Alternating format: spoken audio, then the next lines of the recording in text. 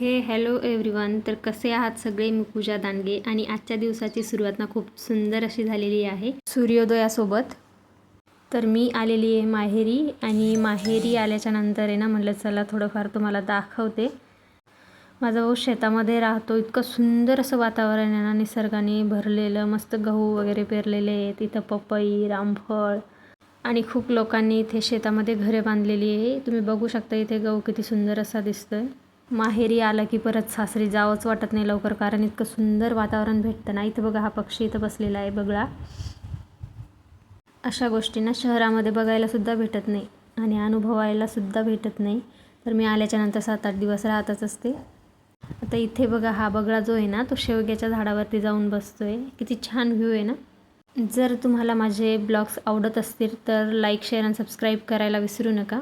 तो बघा किती छान असा एका फांदीवर बसलेला आहे. शेवग्याचं झाड आहे त्याच्यावरती तो जाऊन बसलेला आहे. आणि हा जो व्ह्यू आहे ना, तो मी सकाळी सकाळी घेतला होता. इथे आहे माझ्या भावाची गाय. तर बघा किती छान असं वातावरण आहे. इकडे तिचे पिल्ले, मस्त वाटते एकदम. आणि गावाकडची हवा तशी वेगळी असते. तर ही आहे डॉली. डॉली तर बघा कशी करते. Dolly Dolly.